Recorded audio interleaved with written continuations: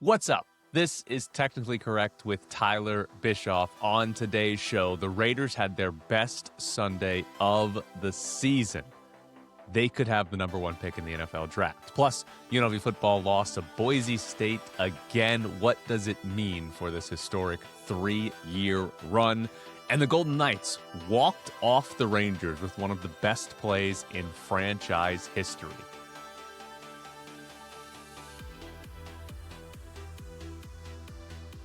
Technically Correct needs a sponsor. I know you want to sponsor the show. I would love you so much if you sponsored the show. Technically Correct Vegas at gmail.com is where you can reach out to me. We can have a lot of fun with it. I can tell everybody how great you are. I'm good at telling everybody how great I am. Just imagine how good I'd be at telling everybody how great you are if you gave me some money. Technically Correct Vegas at gmail.com. Here we go. The Raiders control their own destiny for the number one pick in the NFL draft. Probably. We'll get to that, though. First off, Sunday was incredible for the Raiders. You had the Saints beat the Buccaneers and the Titans pick up their second win of the season in a game against Cleveland, an unexpected shootout against the Browns. And what it means is that the Raiders now at 2-11, tied for the worst record in the NFL with the Giants and the Titans, and would currently have the second overall pick in the draft. The tiebreaker is strength of schedule. The easier your strength of schedule is, the better your pick is. And right now, the Giants have the easiest strength of schedule, then the Raiders, then the Titans of those 2-11 teams. So the Raiders are in control of their own destiny for the NFL draft because they play the New York Giants, which means head-to-head, they can lose and jump ahead of the New York Giants. And then it would only be the Tennessee Titans. Technically, the Titans could pass the Raiders on the strength of schedule tiebreaker, though as of now, it is the Raiders with that tiebreaker. So if the Raiders manage to lose out, they should have the number one pick in the NFL draft. And honestly, it shouldn't be that difficult because their last 4 games, they play the Eagles. I know that offense is struggling, but they're a lot better than the Raiders. Then that showdown with the Giants that could decide the number one pick in the NFL draft. And then they finish with the Houston Texans. And finally, the Kansas City Chiefs. I know their playoff hopes are on the line, but if the Chiefs are still playing for anything in that final week, you'd have to imagine they're going to beat the Raiders. That is a doable lose-out. That is a possible lose-out to get to 2-15 and get the number one pick in the NFL draft. Now, what's interesting to me is if you go back and look at the Raiders' recent history, they don't pick very high a lot despite being bad. Right? Last year was 6th overall. 2019, they had the 4th overall pick. They used it on Clelin Ferrell. 2015 and 14, they had back-to-back top 5 picks. They went Amari Cooper and Khalil Mack. Those ones actually worked out pretty well. But mostly they sort of pick around 10 or so. They're rarely bad enough to actually get the top pick in the draft or anywhere close to the top pick in the draft. And they can do it this year. But here's the issue. Any win, disaster, right? And these other teams are probably going to win some games too. So it's not like winning a game and everybody else is just going to continue to lose out. We just saw the Titans win a game. But right now, there are 5 teams that are 3-10. 5 of them, right? For example, the Raiders lose the tiebreaker with all but one of them. So for example, had the Raiders, let's just say, beaten the Broncos yesterday, instead of sitting at 2, they'd be sitting at pick number 7. So any win can be catastrophic, right? If they lose out, it's probably the first pick in the draft. If they win once, I think it's reasonable to say they fall to the 4, 5, 6 range, something like that. And God forbid they win 2 of these last 4 games. Then all of a sudden, I mean, they might be outside of the top 10, right? We're talking about picking 8, 9, or even worse than that. So wins here in December, wins here in the final 4 games of the season is going to be bad. And I think there's two things that's important for like understanding the value of having the number one pick. The first one is sort of the obvious one.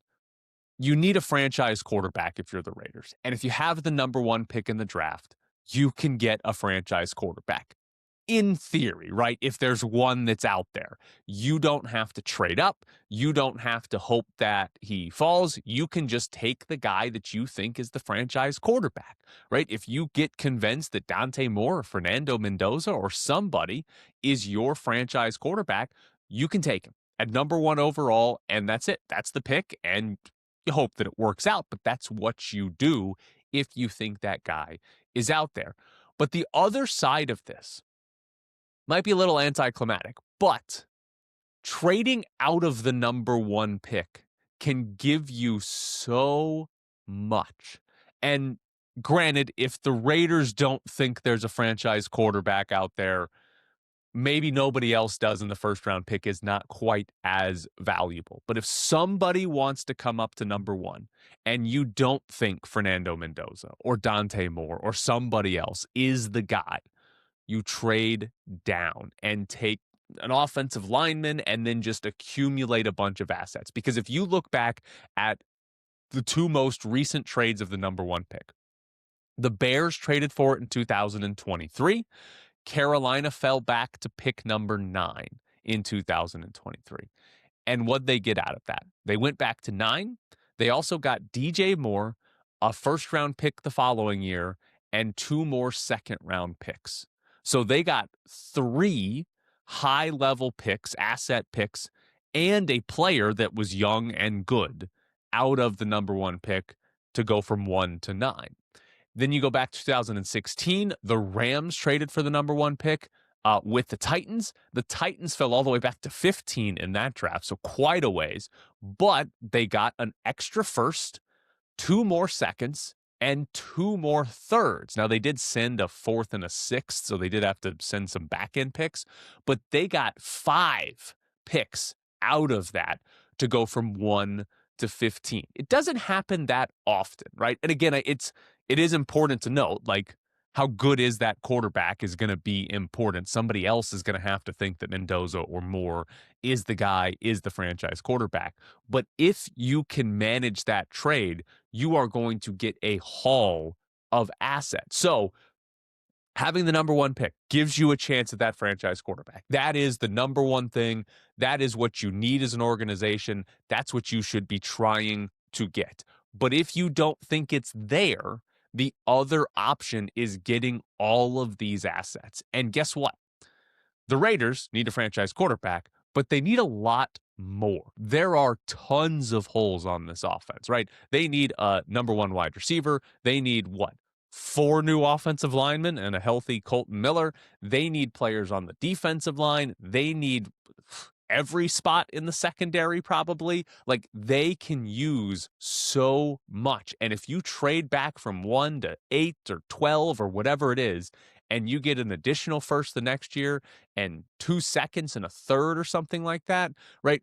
We're not talking about a handful of really good assets over 2 off seasons that you can use to build the roster up and potentially get a quarterback in the following draft, right? The next draft, maybe there's a quarterback you like more, and now you have these assets and you trade up to go get that quarterback, whatever it is. But you have the assets to do so much, and that's why getting the number one pick is important, and the Raiders now control their destiny.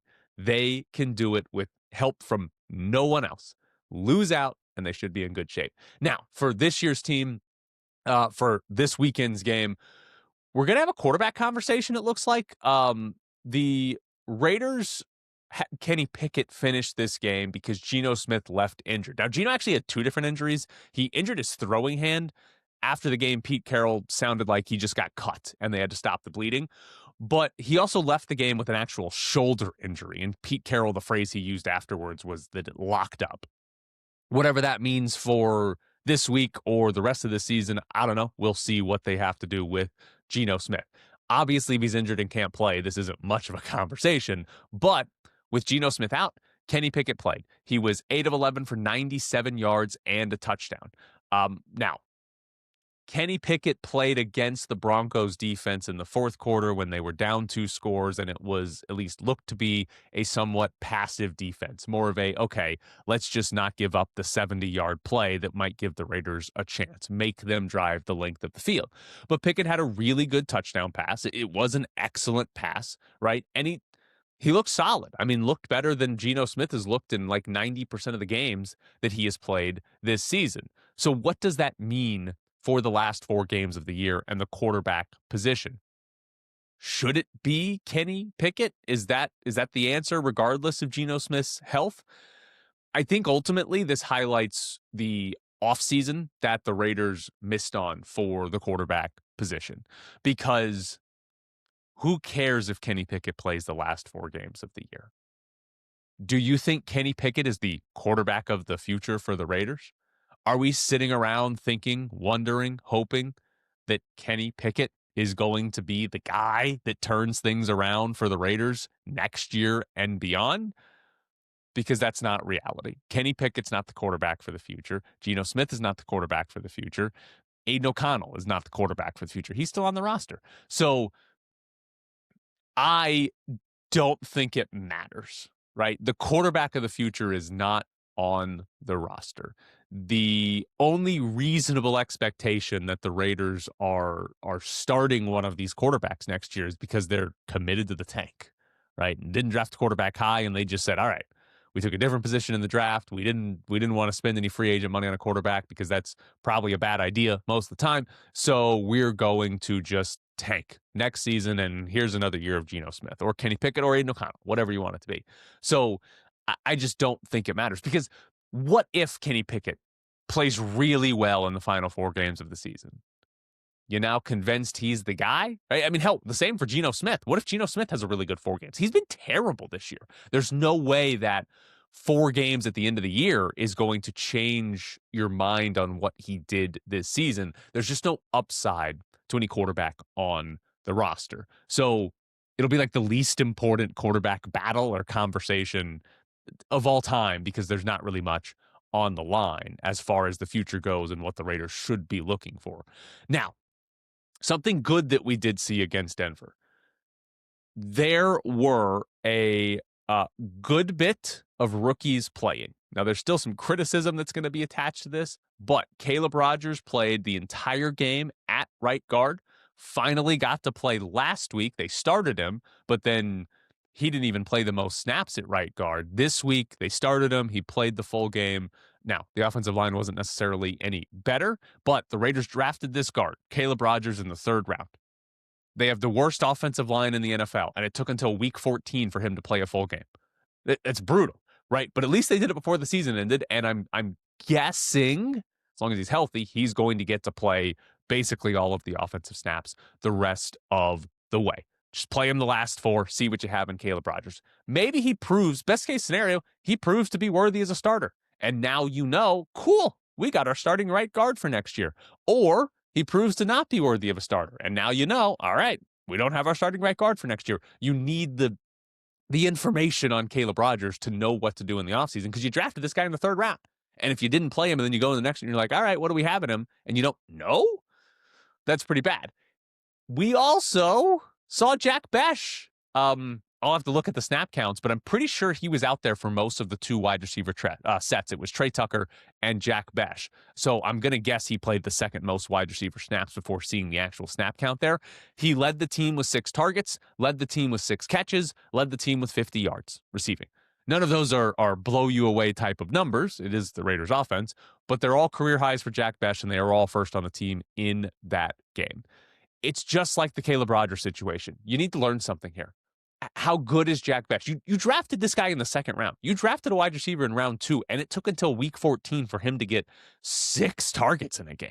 Like, that's terrible as far as a asset roster management for a team that's screaming towards the number 1 pick in the draft. But how good is Jack Besh, right? Can he be the number 1 wide receiver? Probably not, right? I'm going to assume We would have seen him a lot more if he was that good. I didn't think he was going to be that level of good when the Raiders drafted him.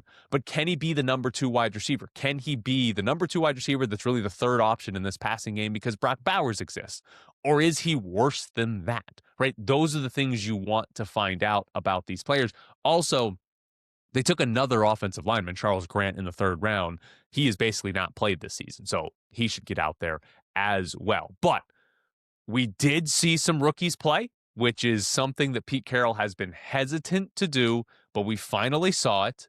Keep doing it. There's 4 games left. Just keep pushing through, Pete. That's all you got to do. Play the rookies. Another very important note for me from this game. You might have watched this game, or you might have checked the box score and thought, oh, Bo Nix had a good game. He was 31 of 38. Wow. I'm here to tell you, Bo Nix was not good. Bo Nix completed a lot of passes. How many of them were over 15 yards? None. Bo Nix, when throwing the ball 15 yards or more down the field, was 0 of 3. He threw 38 passes. 3 of them went beyond 15 yards in the air. And only 1 was over 20 yards in the air, an incompletion that traveled 25 yards down the field. He was a perfect 13 of 13 when throwing between 0 and 5 yards down the field. And he was a perfect 8 of 8 when throwing behind the line of scrimmage. I mean, he was dissecting those defenses and showing off his arm talent on those passes. Bo Nix averaged 5.6 yards per attempt. Before the 4th quarter, when the Broncos kind of committed to just handing the ball off and running the clock out, through 3 quarters, the Broncos were averaging more yards per carry than they were averaging yards per attempt. They were getting more yards by just turning and handing it off than they were letting Bo Nix throw the ball, despite him completing 31 of 38. They did not ask Bo Nix to throw the ball down the field. They did not ask Bo Nix to do anything special because the Broncos are afraid of Bo Nix throwing it down the field, specifically against zone defenses, because he's one of the worst quarterbacks in the league against zone defenses. The Raiders play the most zone coverage in the NFL. Great example of this is 3rd and 3. They're in the red zone. Does Bo Nix throw the ball 3 yards down the field, 5 yards down the field, maybe even into the end zone, right? Could happen. No. Bo Nix on a 3rd and 3 threw it 5 yards behind the line of scrimmage to his running back, R.J. Harvey, who then ran through 2 Raiders defenders and got the first down. That was Bo Nix's contribution to the team. He wasn't bad. He obviously didn't lose them the game. He didn't make any terrible plays, but Bo Nix didn't do anything noteworthy. He threw a lot of checkdowns. He threw a lot of short routes. It was very much a Bo Nix just get the ball out and get the ball out to guys that are very, very close to you. You can hand the ball to them almost. And that's not a good game. That is not an awesome game from Bo Nix. That's kind of the best case scenario for a game from Bo Nix is exactly that. All right, a couple other things from this game. First off, Pete Carroll into the first half. I mean, what are we doing?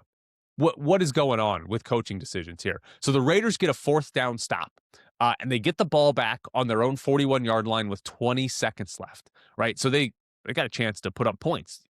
Field goal is definitely in the realm of possibility. 4th and 3. They get to 4th and 3 at the 48-yard line with 7 seconds left and a timeout. So the Raiders, you get like 10 yards. You can run out and kick like a 58-yard field goal. And important note, they have a timeout. So you can throw it over the middle, call your timeout. There's 7 seconds left. This is going to take 4, 5, 6 seconds. You're going to have time to complete a 10-yard pass over the middle, call timeout, and try this field goal. Before this 4th down, the Broncos call a timeout. All right, cool. Raiders come out of this timeout, and what do? Pete Carroll burns his last timeout before the play, which now means you can't throw the ball over the middle for 10 yards, call a timeout, and kick a field goal. If you complete a pass in the field of play, the half is over. So the Raiders tried a Hail Mary. Geno Smith got sacked. He got sacked with time on the clock, which meant Denver got to try the Hail Mary instead of the Raiders. So you gave up the Hail Mary chance too. It's not just the field goal. You gave away the Hail Mary chance and gave Denver a chance. What the hell is that? Like, how is the head coach that's got decades of experience? The whole point he's here was to bring the head coaching experience and stability here, and you burn that timeout. What are you doing? I mean, what an absolute nightmare of an end to the first half. And the genuine question is: Pete Carroll better than Antonio Pierce at any of this? Yes, they've been better at fourth downs. They go for it at the right time more often than anybody in the NFL. So he is better than Antonio Pierce at that. But like, that's a terrible use of a timeout that I don't understand what Pete Carroll was thinking. Why you would call that timeout to set up a Hail Mary instead of, hey, can we get 10 to 12 yards in about 5 seconds? Call the timeout and attempt a field goal. It's just stupid. It's just dumb management of the clock, of your timeouts, and of the game. And the last thing on it, the Raiders had one of the most incredible covers of all time. Broncos favored by 8.5 points. Denver led by 10. They had the ball at the Raiders 28. They had a 4th and 4 with 1:04 left. So you kick a field goal and you go up by 13. Nope, they decide to go for it. They don't get it. But that's okay. They give the Raiders the ball back. We're talking about a minute here, and you're up by 10 points. Well, Kenny Pickett actually completes some passes, and eventually Kenny Pickett completes a pass to Tyler Lockett at the Denver 33-yard line. Here's the problem. Raiders have used all their timeouts, and the clock's running. We're under 10 seconds, right?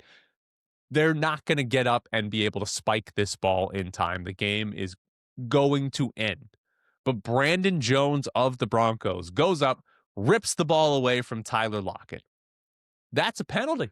And the refs throw the flag for a delay of game, which stops the clock and allows the Raiders to trot Daniel Carlson onto the field with 5 seconds left, who kicks the field goal, and the Raiders lose by 7 in a game in which they were 8.5-point underdogs.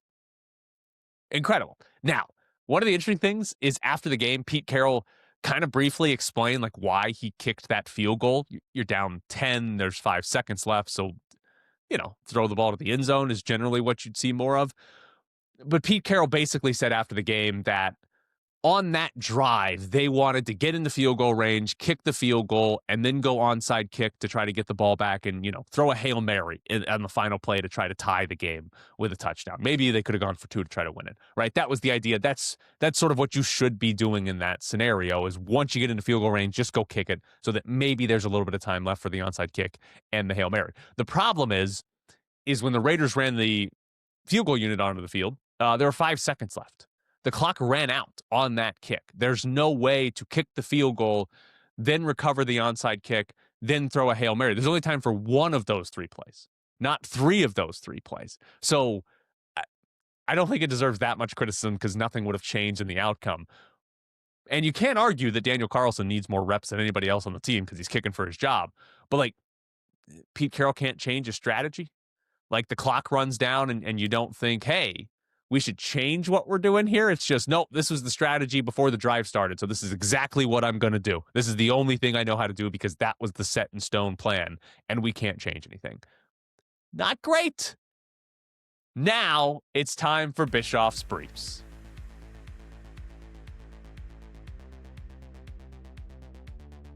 Go Army beat Navy. I don't think I've ever had a rooting interest in the Army-Navy game, but I do now. Thanks to Rob. Rob, a former listener of the Press Box. And Rob, I love you right now. Rob has sponsored Bischoff's Briefs for the entire week and probably the best use of it that he could do because he just simply wants me to say, go Army, beat Navy. Leading up to this game, that's all he wants. And Rob, I appreciate it. It's phenomenal use of sponsoring this show is to just get me to say, go Army, because that game matters now to me. I hope Army wins because of Rob. So thank you to Rob, not only for sponsoring it, but for listening to me for so long. If you want to sponsor anything in the show, technicallycorrectvegas@gmail.com. Now, the Golden Knights played on Sunday. They won. They beat New York. They beat the Rangers in overtime. The Golden Knights ended that game in overtime on one of the coolest plays that I think I've seen from this franchise. Jack Eichel had an awesome goal. There's 16.9 seconds left in overtime. They have a defensive zone faceoff. Brett Howden wins that faceoff back to Shea Theodore. And when Howden wins it, Jack Eichel just takes off up the ice. There is no thought in his mind about, maybe Theodore's going to play the puck around the boards to me. Maybe I need to be an outlet, an easy pass for Theodore, and I'll take it and skate up the ice. Nope. He just drives the net off of a defensive zone faceoffs. And Shea Theodore plays a pass off the boards that bounces directly into Eichel's path. Eichel picks it up. He's got a breakaway. He scores. He finishes off the game. It was awesome, right? Genuinely, one of the coolest plays in franchise history. I love to say hockey is dumb, right? And one of the big reasons I say that is so many times in the sport, an unintentional deflection, helps lead to a goal, if not the goal itself, right? Positioning's important. Owning the puck is important, right? All of that. It doesn't mean you're not good at hockey because a bounce happens, but take the Golden Knights game tying goal in this one. They've got their 5-on-4 with the goalie pull, and Mark Stone, there's a puck kind of near the crease. Mark Stone tries to shoot on a rebound, but his shot gets deflected by a Rangers defenseman and then just pops into the slot for Tomas Hertl, who makes a good play with his backhand to actually elevate it and score the game-tying goal, right? Again, Golden Knights own the puck. They were in good position. They've got the puck in a dangerous area, and there's two guys there. I'm not taking away credit for that, but they scored the game-tying goal largely because a Mark Stone shot got deflected, right? In just about any other sport, if your shot or pass gets deflected, it's a disaster, right? In basketball, it's getting blocked or it's a steal going the other way. In football, it's an incomplete pass. In baseball, it's an error. But in hockey, it just bounces kindly to your teammate who scores. That's why I love to say hockey is dumb, because a lot of things happen that are unintentional. But this Eichel play was precision. This Eichel play was perfect. I mean, they win the draw and he's gone, and then Shea Theodore plays an unbelievable pass off the boards. I mean, the perfect angle. That was spectacular. That's the precision and skill that you gotta love to see. Spectacular goal, walk-off winner, all of it involved was great. And it means the Golden Knights won a game in overtime. Carter Hart's the answer to this team winning past regulation, because before they had Carter Hart, it was 7 straight losses and 8 of 9 on the season where they went past regulation and they lost in either overtime or the shootout. Now, Carter Hart, both games he's played, they've gone past regulation and they've won both of those games. Now, he only made 1 save in overtime. It's not like, oh my God, Carter Hart bailed him out. It was a pretty good save, but he only had to make 1 save in overtime. Overall, though, he had a good game. He saved 21 of 23 shots. I don't think either goal you look at and say, what the hell is Carter Hart doing, right? One of them, he gets sniped over his shoulder. But he was their best player in the second period, right? I don't know what happened in the second period. The Rangers kicked the Golden Knights' ass for 20 minutes, and then the first and third were the other way around. But the Rangers had 2.6 expected goals, so Hart was solid in that stat as well. It's 2 good performances. So we'll see how the split between Hart and Akira Schmid goes. I kind of wonder, how quickly does Cassidy trust Hart to be the top goalie? Because through 2 games, he's performed well enough that you'd say, all right, that's our number 1 goalie. But it's 2 games, right? I think it's very possible that Carter Hart's next 2 games are both average, below average, or even just bad. I think that's entirely possible here. So how quickly does Cassidy go to that trust? Do we just see a simple trade-off each game? Here's Schmid, here's Hart. Here's Schmid, here's Hart for 2 weeks, something like that? That would probably be my guess, unless one of them plays really, really well or really, really poorly. But for now, that's how I guess Cassidy does it. One other thing on Carter Hart, he got hurt in his first game against Chicago. Not enough to come out of the game, but he got hurt apparently, according to Bruce Cassidy. Then they go on the road trip and he aggravates this injury in practice. And he wasn't healthy enough to be the backup to Akira Schmid for their game in Chicago. But then he was healthy enough for their game last night. And so I'm like, what did Carter Hart hurt? Because it wasn't serious enough to come out of the game he played, and then wasn't serious enough for them to hold him out of practice. But it was serious enough that he wasn't able to back up Akira Schmid. And then it wasn't serious enough again, or healed quick enough to be the starter yesterday. Very bizarre injury situation with Carter Hart to go from not serious to not serious, all in the span of 5 days. And the last thing on this, I got beef with Scripps Sports apparently because the Golden Knights tied this game in the final. They were losing. They won this game in overtime, but they were 50-something seconds away from losing this game in regulation, getting no points out of it. They pull the goalie in a 4-on-4 situation, right? And that game was in a 4-on-4 situation because Brett Howden and Will Borgen both took roughing penalties. But we never saw those penalties because they happened away from the puck. So during live play, the camera angle was actually a tight one on Zach Whitecloud. So you couldn't see what was happening with any other player except Whitecloud when the whistles blew for this penalty. And then we just didn't see a replay. We just did not see a replay of what Brett Howden and Will Borgen did. We did see the Rangers head coach, Mike Sullivan, cussing multiple times, calling it a bullshit call, right? We saw that twice, but we didn't see the replay of the penalties. And it was a massive reason why the Golden Knights tied the game. They might not tie that game if there's no penalties and they just have to play 6-on-5 instead of 5-on-4. We just never saw it. Can we get a replay of these penalties in the final 2 minutes of the game that helped the Golden Knights tie it? Like, come on, where's it at? Also, UNLV won on Sunday. The Runnin' Rebels beat Stanford 75-74. Kamani Hamilton made a game-winning free throw with 3 seconds left. UNLV now 2-0 on the road. And I got to make sure I get this right because somebody's going to slap me if I don't. They're now 2-5 in Las Vegas. But their two best performances have come on the road at Memphis and at Stanford. Emmanuel Steffen made his debut, the 7-foot transfer from Arizona who had been out due to injury. And he had 18 and 10, right? Started the game, played over 30 minutes, and had a double-double. I will be completely honest. I did not watch that game closely, right? It's on at the same time as the Raiders and some other NFL games. I am my one-man protest against college basketball games happening during NFL Sundays. I'm going to watch it today, give you some more insight into that, hopefully a little bit more in-depth on tomorrow's show. But they got another win. They got another win on the road against the top 100 team in KenPom.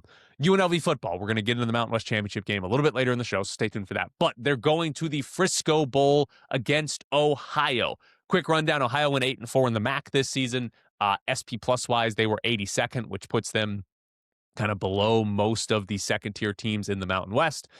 They did have a loss to Ohio State where they got blown out, but their other 3 losses were by 3 points, 6 points, and 4 points. So outside of playing Ohio State, they were competitive in every single game that they played.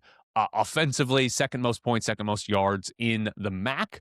Best rushing offense in the MAC. Their quarterback runs a lot, so that's going to be a potential issue for UNLV.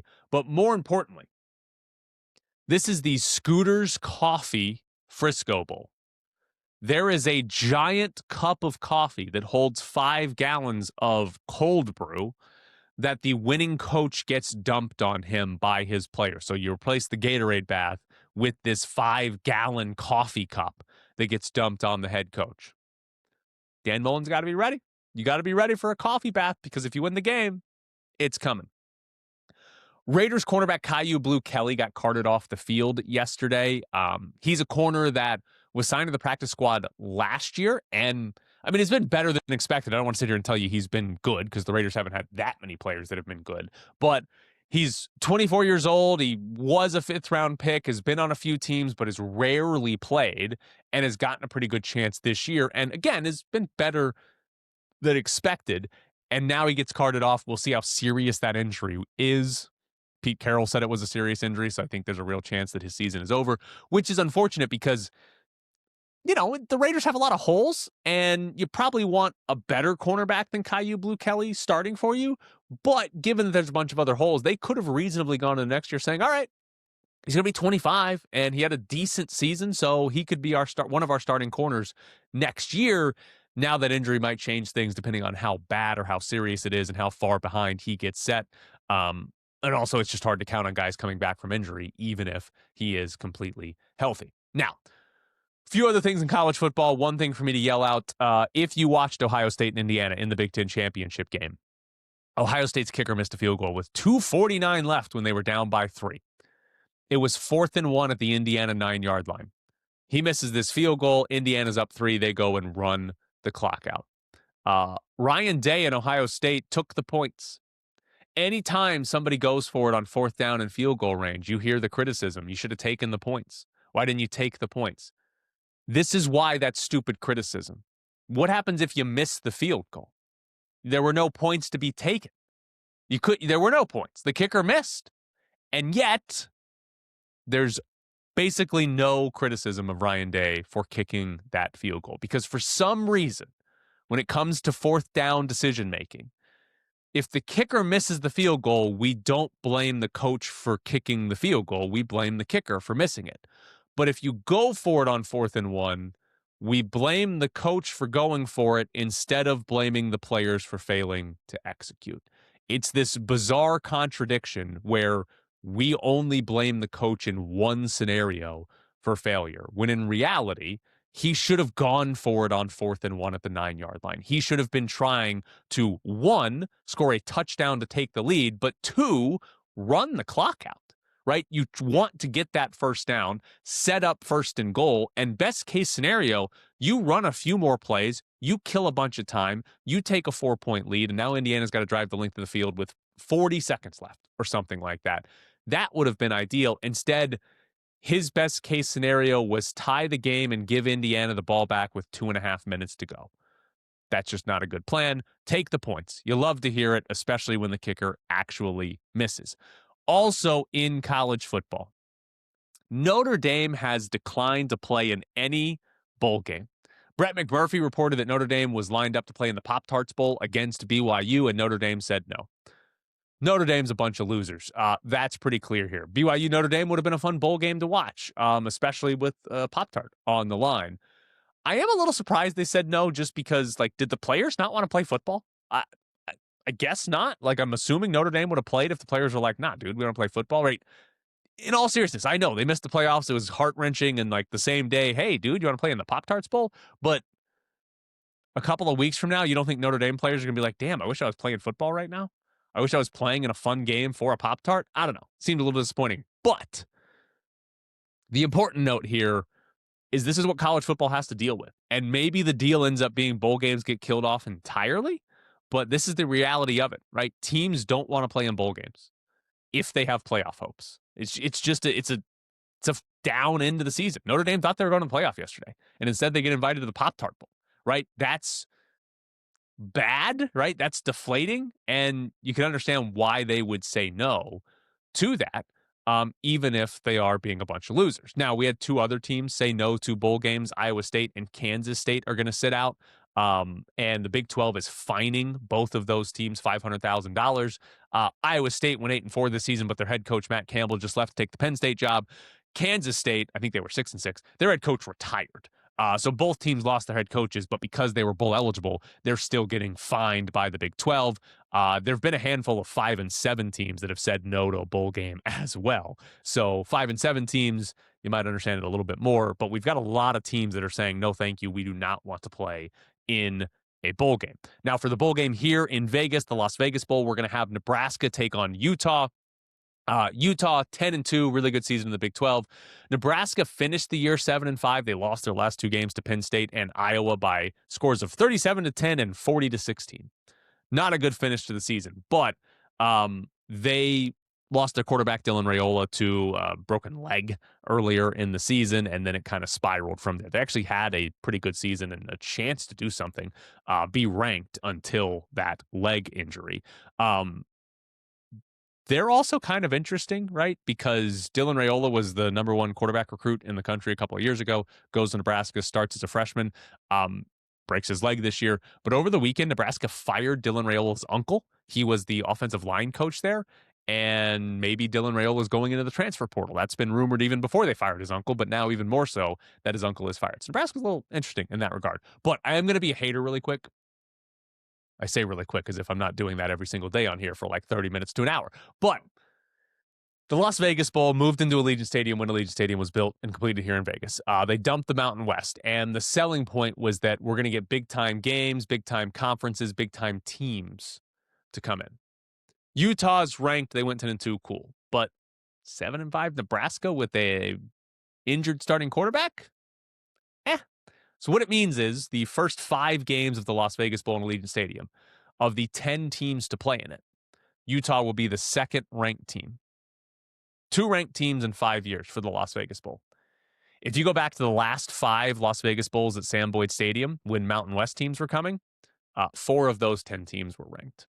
So we haven't even seen an improvement on quality of teams, right? Maybe the brand name is better, but we're getting 7-5 Nebraska. We're not getting 1990s Nebraska. We're getting 7-5 Nebraska, right? We're getting down LSU or down USC or whatever it is.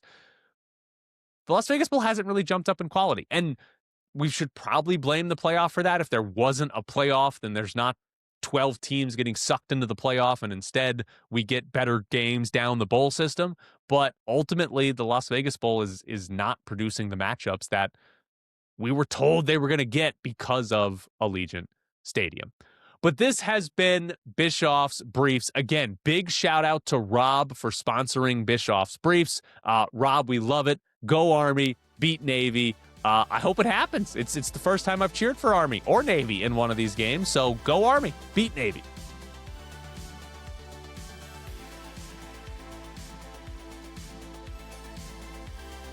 Now we rewind to Friday night where UNLV lost the Mountain West Championship to Boise State and gave us this wild stat. Over the last 3 years, UNLV is 0-5 against Boise State. They are 18-3 against the rest of the Mountain West. 18 wins in 3 years, conference wins in 3 years, is almost unbelievable for UNLV because you have to go back before this 3-year run, the previous 8 years to get to 18 Mountain West wins. 8 years, they've done it in 3. That part of the stat's incredible. 0-5 against Boise State is pretty brutal, especially when the average margin of victory in those 5 games was 17 points, right? Save for one of those games, they were basically uncompetitive in them. Huge gut punch, right?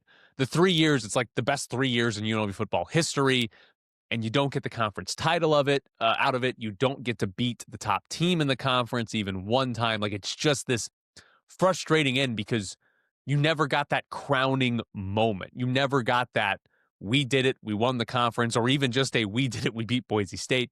You didn't get that. It feels a lot like the baseball team that makes the run in the playoffs but doesn't win the World Series. There were great moments. You should look back on it fondly, but there's always going to be that tinge of damn, right? It's what the Blue Jays just did. The Blue Jays this year, regular season was great. Their postseason run was great. But if you're a Blue Jays fan, are you ever going to think of this year for anything other than losing the World Series, right? You lose Game 7 of the World Series. You had 2 chances at home. That's what it feels like, where it's like, it's been awesome. The best you've seen, but it's just you don't get that moment where you can sit back and say, we're on top of the mountain. We did it. Crown us. We won something. It's just all right, we're going to the Frisco Bowl. It kind of sucks. Now, in that game itself, 2 things I thought was interesting. UNLV's run game got stuffed, specifically the running back carries, the Jaden Thomas carries there. Anthony Calandria scrambled for a good chunk of yards, but Thomas had 10 carries for 41 yards. He ripped off a 23-yarder in the second half. That was really the only good running play with Jaden Thomas in that game. He came in over 7 yards per carry, was ripping off big runs a lot. So that part of it was disappointing. The offense basically became Anthony Calandria running around trying to make plays, right? Anthony Calandria freestyling, right? And he did sometimes, right? They put up some points in this game, but not nearly enough to keep pace with Boise State's offense. Calandria only completed 18 of 38 passes, too, by the way, which was a brutal completion percentage for somebody that was at the top of the Mountain West this season. Ran 10 times, got sacked 2 more. There was a lot of Calandria, right? That's, 50 plays of Anthony Calandria trying to do something in a game that they were chasing, right, with Boise State. A lot because you can point back to that UNLV just had no success running the football.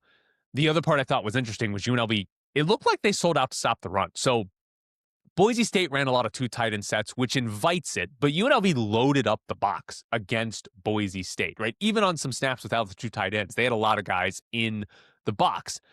And it kind of worked. Dylan Riley, the Boise running back, only averaged 3.6 yards per carry, right? He was, 9 in the regular season matchup. So they shut down Dylan Riley in that regard. But UNLV got torched in the secondary, right? A lot of one-on-one matchups there in the secondary. And they got beat. They also got beat specifically on passes out of the backfield where like a safety had to cover a running back and they just couldn't close the gap in time. And it would be a throw to the flats to the running back, and then he's picking up a bunch of yards because the safety can't get there in time. So I thought they needed to sell out to stop the run.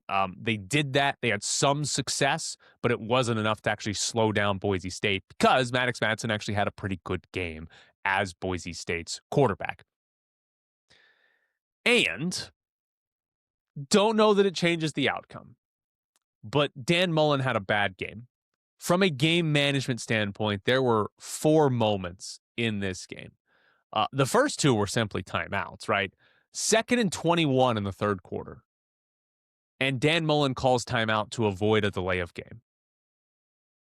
It's 2nd and 21. What's the difference in 2nd and 21 and 2nd and 26? Not much. By the way, out of the timeout, UNLV lost 3 yards on the next play. Then they had an incompletion, Calandria threw it away, and they punted.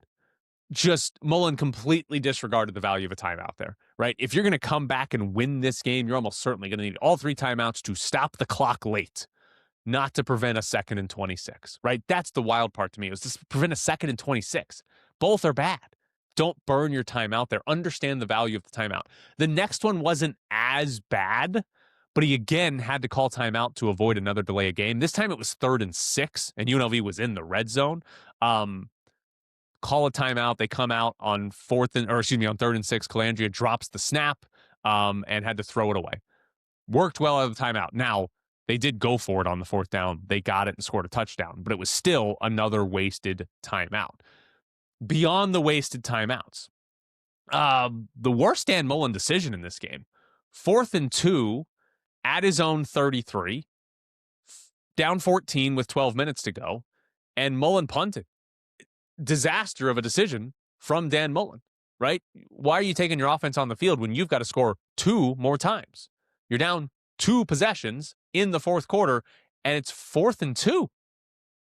Leave your offense on the field. I mean, was it the best offense in the Mountain West or not? Did you have the Mountain West Player of the Year in Calandria or not? You're going to punt it and say, all right, we'll get a stop on defense? Like, trust your offense. It's 4th and 2. Go get 2 yards. You need to score a lot of points in not a lot of time. And you punt the ball away. Just a terrible 4th down decision. And then the last one, and I think this is the least bad, 3rd and 25. They're down 14 in the 4th again, and they ran the ball. They somehow ran the ball for a loss on that play. You're not even giving your offense a chance, right? More importantly, give your offense a chance to go for it on 4th down, right? If you pick up 15, this was later in the game. If you pick up 15 yards and it's 4th and 10, you can actually go for it. Instead, they lost yards and they punted. Just pathetic play call. Like, do something to try to pick up some yardage that maybe you get the first down. Maybe you get a penalty. But at the very least, maybe you get 10 yards and it's 4th and 10, 4th and 12, and you can go for it in that scenario. Just not great. Dan Mullen didn't give his team the best chance to win, right? Was the defense good enough in that game? No. Was the run game good enough? No. But the coaching decisions weren't either. That's a big problem, is when you have those game management decisions that are just simply not good enough. By the way, he wasn't the only one. Spencer Danielson, I thought, made a baffling choice. Boise State gets the ball, 49 seconds left in the first half. They're up 14 at the time, but they ran the clock out against a defense that they had no problem scoring against. They just elected to throw a possession away. They could have gotten in field goal range. I mean, hell, they could have scored a touchdown. But they coach scared all the time. And this is one of those situations. Like, he was more afraid of UNLV's defense, like getting a turnover and it leading to points and only being up 28-21 at halftime instead of 28-14. He was more afraid of that than he was optimistic about his offense going down, getting in a field goal range and making it 31-14 or 35-14. It just, coaches coach scared so often. And the part that annoys me is these types of decisions where, like, you should know going into the game, this is a scenario where you're going to try to score points. Right? You should already know that. It's pre-game planning, not in-game decision-making. And Danielson was just like, no, thank you. They won the game, so it's not anything to cry about, but it just baffles me that coaches make so many bad choices. Now, want to finish the show with some college football playoff. I love the college football playoff. It's so good. We got our top 4 teams to get buys: Indiana, Ohio State, Georgia, and Texas Tech. No surprise there. The matchups for the first round: Oregon's going to get James Madison. Ole Miss is going to get Tulane. That's a rematch. Texas A&M is going to get Miami, and Oklahoma is going to get Alabama. Another rematch. But here's my annoyance after the playoff field was revealed. People, especially in the media, people like me, way too upset about group of 5 teams getting in. And I just realized I'm going to sit here and tell you that Nick Saban is like me. But on the reveal show for the bracket, Nick Saban complained on ESPN, saying specifically the phrase he used was new criteria when talking about group of 5 teams, and basically said we need new criteria to keep group of 5 teams out of the playoff. Kirk Herbstreit said we don't have the 12 best teams in the playoffs, and then was like, we need to go to 16, which then he'd just say we don't have the 16 best teams in the playoffs. Danny Cannell tweeted this out. We're all arguing about Miami, Alabama, Notre Dame, and overlooking that 2 group of 5 schools are occupying spots when they have zero business playing in it this year. The 12-team playoff put in a rule that the 5 highest-ranked conference champs get into the playoffs. There are rules that determine who gets into the playoff, just like all of our sports. You set a criteria, who gets in, who gets left out, and you follow it. And here's the part that is, it almost makes me think people that watch college football don't watch other sports, because we have teams that make the playoffs every year that are undeserving. Look at the most recent baseball playoffs. The Cincinnati Reds went. They had 83 wins. The Houston Astros didn't make the playoffs. They had 87 wins. Nobody was clamoring to change the baseball playoffs because a team with 4 fewer wins got in, right? 2 years ago, I'm going to knock my mic over. Good job by me. 2 years ago, the Houston Rockets went 41-41 in the NBA. They didn't make the playoffs. They didn't even make the play-in. They were 11th in the West.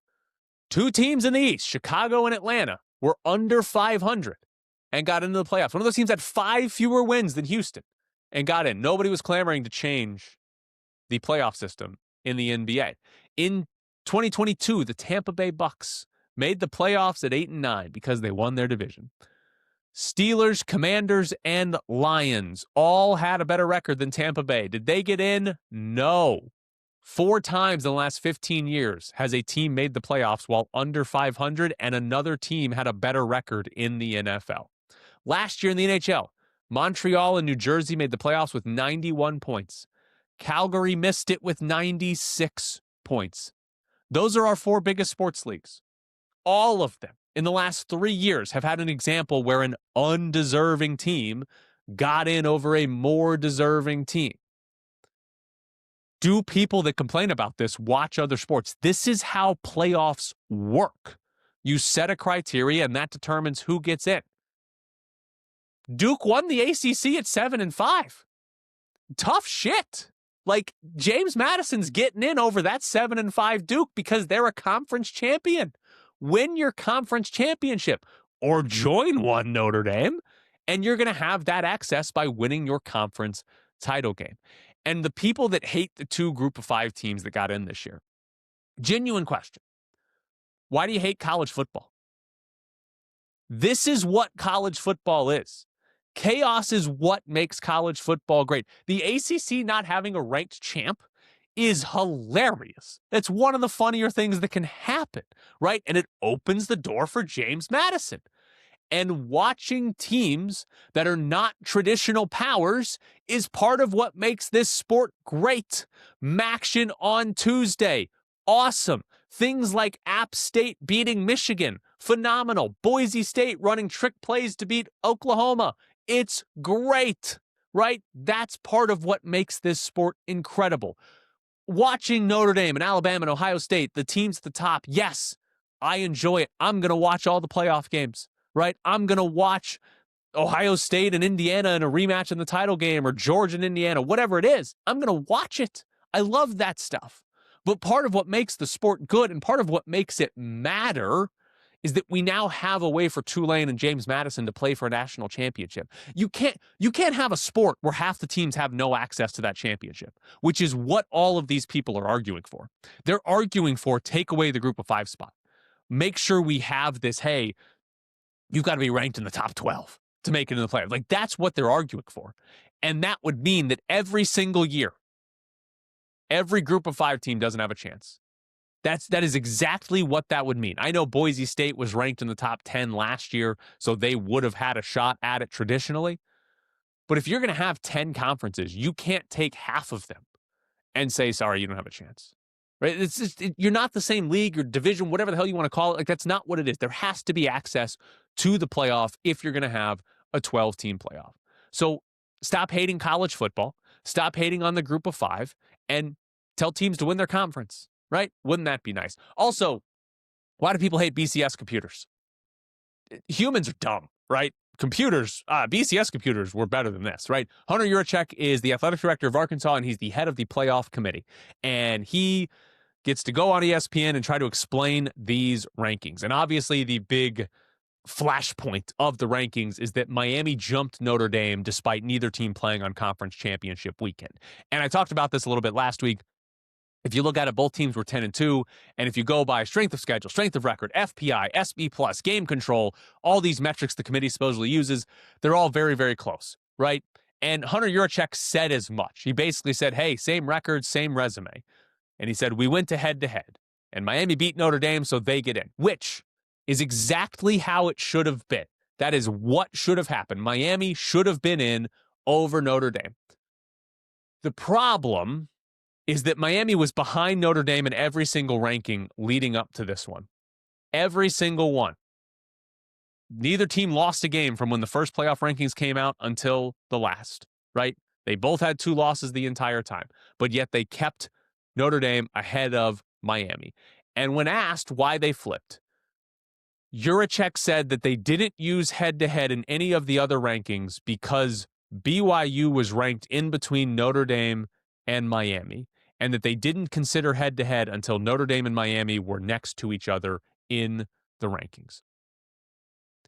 No one held a gun to the committee's head and said BYU has to be ranked between Miami and Notre Dame.